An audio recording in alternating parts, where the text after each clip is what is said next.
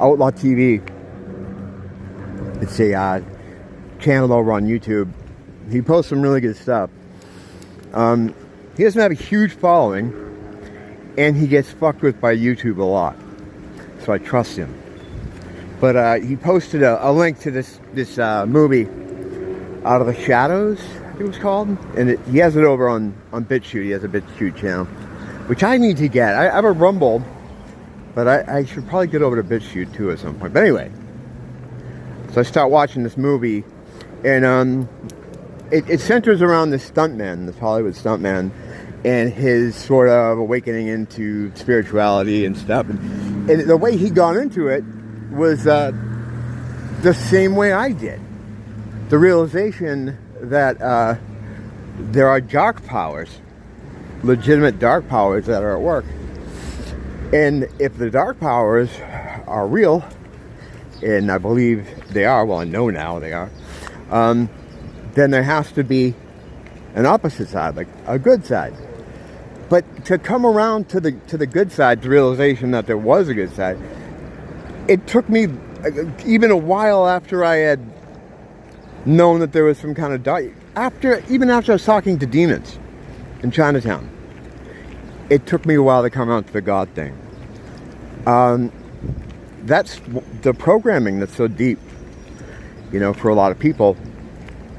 Growing up as a kid, my family were Irish Catholic, but they weren't really practicing. It was just like, I think a lot of people were the same way growing up, where, some people went to church, but for the most part, no one really did. And it was just, as you got older, you thought about it less, and it just wasn't something that was in my life, And, yeah, it's a lot like this guy in this movie. The movie's really good. It's really well done. But as I'm watching it, I'm thinking to myself, like, hey man, what's up? I almost didn't recognize you. How you doing, buddy? Good. How's it going? I lost my beard. Yeah, where'd you lose it? Down the drain. Oh, man. How you been? Yeah, good, man. I'm doing good. Good to see you. Yeah, good to see you too, man. So, but the thing about movies like this, right? And it's really well done. Looks great. Everything's cool. It's tailor-made for someone who doesn't know anything about this kind of stuff, who's just coming into it, just trying to learn about it. It's good for like an introduction. It's the perfect thing for someone to watch who doesn't know anything about this stuff. For someone like myself, and I'm sure Outlaw TV, it's all old hat, but it's really well done, and it's perfect. It's a perfect introductory kind of thing. The problem is, the people that would benefit from seeing it are never going to see it. The only people that are going to see something like this are people like me, and I'm assuming you, and guys like Outlaw TV, who already know all this stuff. Because I don't know how much experience you have in trying to get people to learn about this stuff or to know what's going on. It didn't take me very long to realize that it's almost impossible. It's almost impossible to get people to even think about looking into this stuff at all. In a lot of cases, they become angry with you, and in some cases violent. I've told that story to all my friends. Oh, I guess I can cross.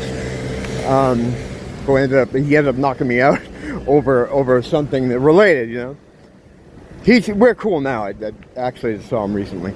But, yeah, they're not going to look at it, And when I first started, becoming involved in this stuff, like 6-7 years ago, I was sending stuff to, friends, close friends, family members, like, look at this, check this out. And, the good responses were no response. Some of them, not anyone in my family, but some of my close friends got really angry with me. And some of them stopped talking to me. And but that didn't deter me. I figured, well, maybe, if I just had them here, or if I could just talk to them. And a friend of mine came out here and she came to visit me.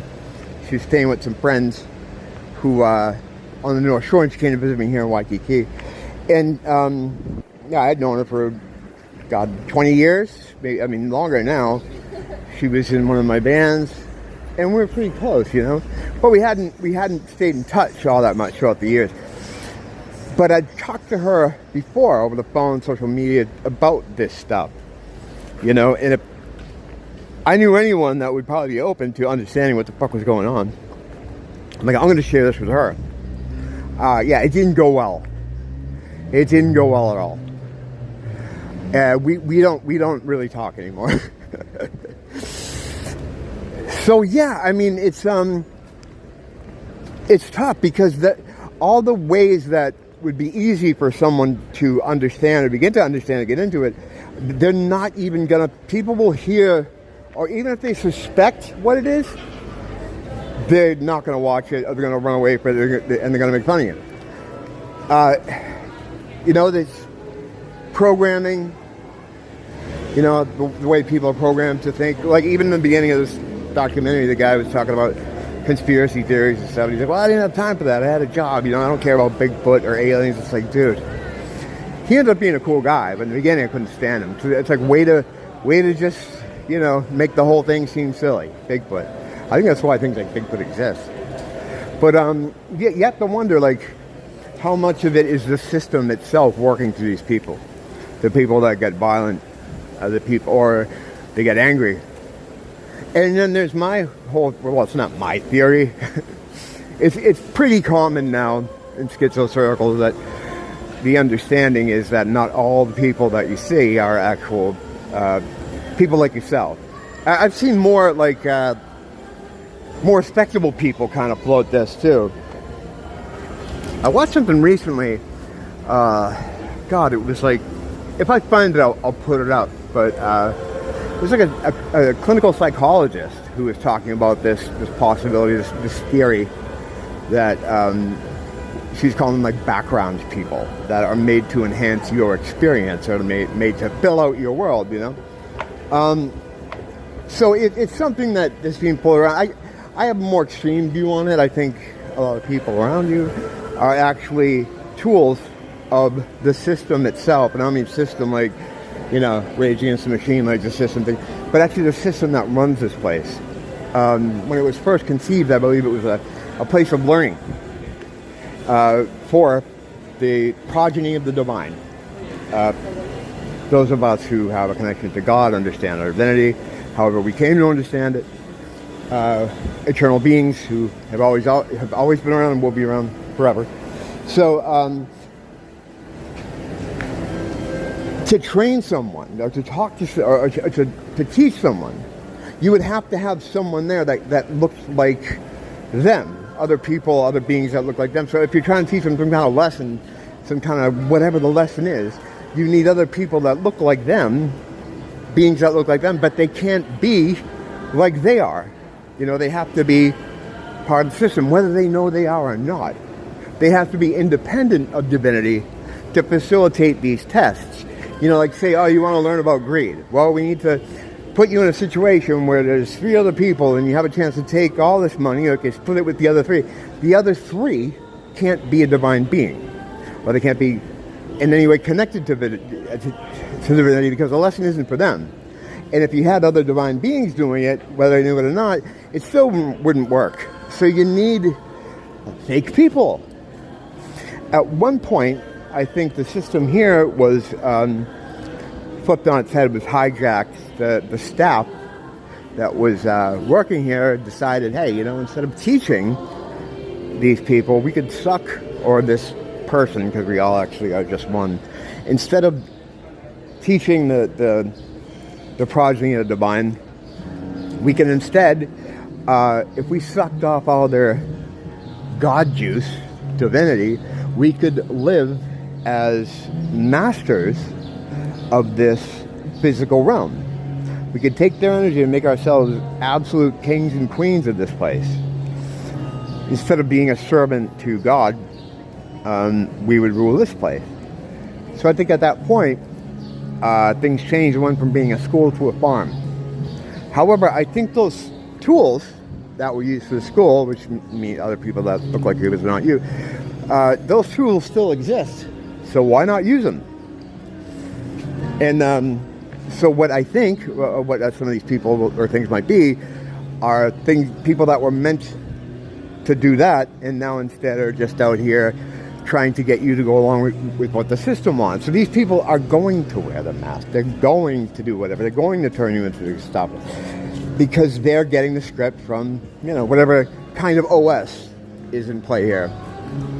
I'm at my destination now, so I'm going to go in. Is it open now?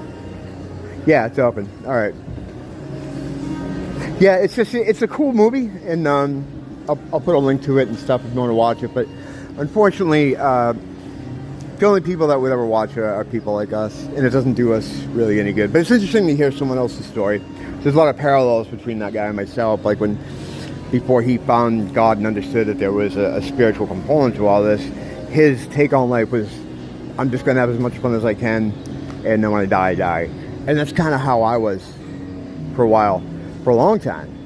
And it's a miserable existence, man. It's a miserable, depressing existence. And thank God I was delivered from that. Don't blame the teacher, blame the school.